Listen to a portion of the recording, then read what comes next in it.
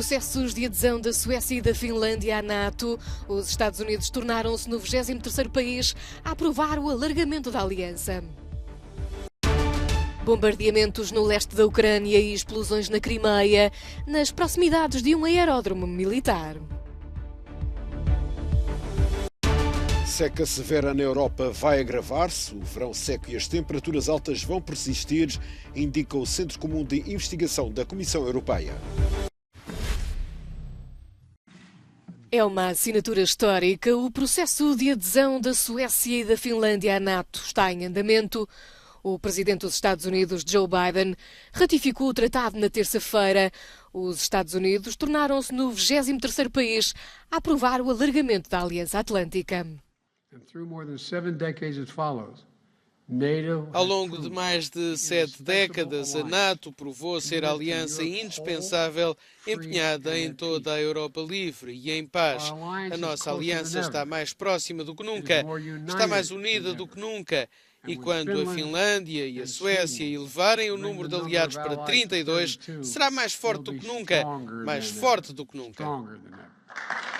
Preocupados com o expansionismo da Rússia após a invasão da Ucrânia, a Suécia e a Finlândia candidataram-se à adesão no mês de maio, pondo de lado a sua histórica posição de neutralidade. A região do Donbass, na Ucrânia, continua a ser palco de combates. A cidade de Bakhmut foi alvo de bombardeamentos e ficou envolvida em colunas de fumo. As forças ucranianas continuam a tentar resistir ao avanço do exército russo em Donetsk e Lugansk, duas regiões fortemente devastadas pela guerra, enquanto os serviços de emergência tentam dar resposta aos feridos. Na Crimeia, território anexado pela Rússia em 2014, ouviram-se uma série de fortes explosões perto de um aeródromo militar.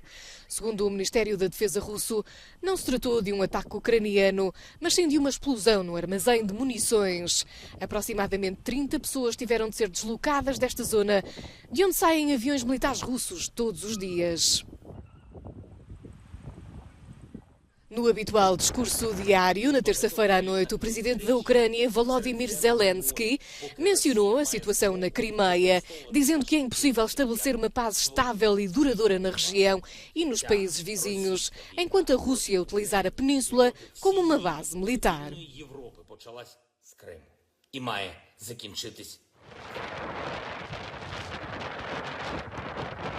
Aumentam também os riscos da comunidade internacional em relação a uma catástrofe nuclear se os bombardeamentos não pararem em torno da central nuclear de Zaporizhia. Mas o governador da região adiantou que não houve qualquer alteração nos níveis de radiação por agora.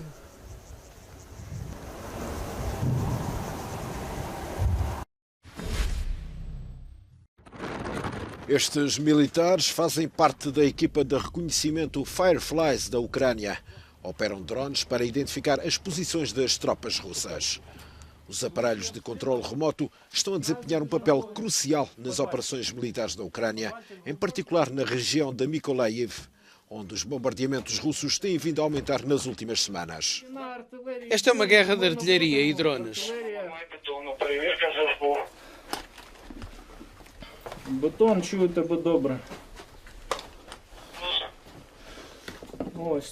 Estes são os nossos olhos nos céus. Há muitos russos, mas agora podemos disparar com muita precisão.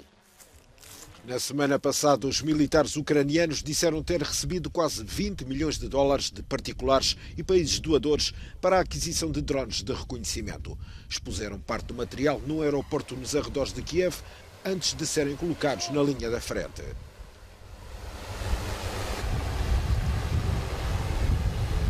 De volta a Mykolaiv, os militares monitorizam o progresso do drone e as armas fazem mira num alvo de treino. Este é um conflito em que a tecnologia que em tempos foi utilizada para entretenimento se tornou parte de uma máquina de guerra.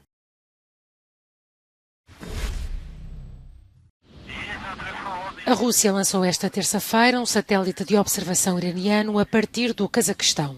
O Irão já garantiu que vai controlar o satélite, que será utilizado apenas para monitorização ambiental, mas esta cooperação estratégica entre Moscovo e Teherão na indústria espacial está a levantar preocupações no Ocidente. Vários países acreditam que a Rússia pode usar este aparelho para apoiar a ofensiva na Ucrânia. O Partido Republicano parece ter-se unido em torno do ex-presidente Donald Trump após a busca sem aviso prévio do FBI à sua casa na Flórida. A ação, sem precedentes, provocou alguma agitação entre os apoiantes de Trump. Amigos e familiares perguntam-me o que se está a passar no mundo, porque é que a lei não está a ser aplicada igualmente. Há quem me pergunte se o FBI se transformou na Gestapo. Trump, que na altura da rusga estava em Nova Iorque, acusou os democratas de armar o sistema de justiça. A operação está alegadamente ligada a uma investigação sobre a manipulação de material classificado e sensível por parte do ex-presidente. A Casa Branca nega ter tido qualquer informação antecipada sobre o assunto. A porta-voz da Casa Branca afirma que não tiveram conhecimento prévio da operação do FBI e que o presidente Biden sempre deixou claro, antes de ser eleito e durante o seu mandato, que o Departamento de Justiça conduz as investigações de forma independente. Alguns populares manifestaram-se no exterior da casa de Donald Trump, na Flórida.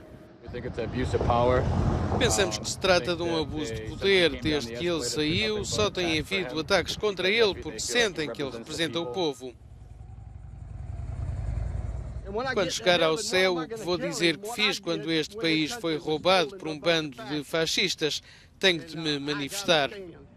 Tanto os aliados de Trump como os seus críticos esperam que o Departamento de Justiça revele exatamente o que foi encontrado na casa do ex-presidente dos Estados Unidos da América. A seca severa vai agravar-se na Europa este mês, à medida que o verão seco e quente persistir, de acordo com um novo relatório do Centro Comum de Investigação da Comissão Europeia. A Itália está entre os países mais afetados, bem como o sul da França e grandes áreas de Espanha e Portugal. A Comissão confirmou que toda a Europa está a ser afetada por longos períodos sem chuva. A nossa análise está, de facto, a apontar para caudais extremamente baixos, que afetam quase todos os rios europeus. O Reno, por exemplo, está a causar grandes problemas nos Países Baixos. A França está no meio da quarta vaga de calor do ano. O governo diz que o aumento das temperaturas e a falta de chuva está a causar a pior seca de que há registro. Météo France diz que a vaga de calor que começou no sul deverá alastrar a todo o país e dura até ao fim de semana. O calor está a secar culturas como a lavanda e os girassóis.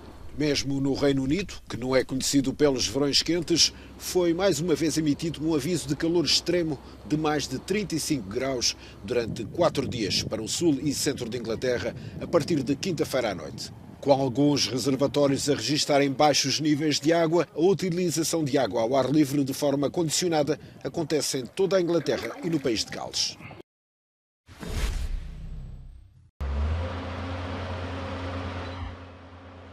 A baleia beluga, encontrada no rio Sena, em França, morreu durante o transporte para a costa da Normandia.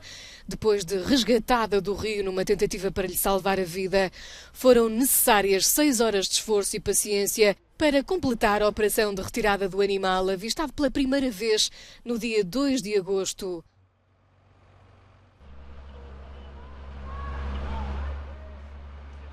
A baleia beluga foi extraída das águas de Saint-Pierre-la-Garenne, a quase 100 km de Paris.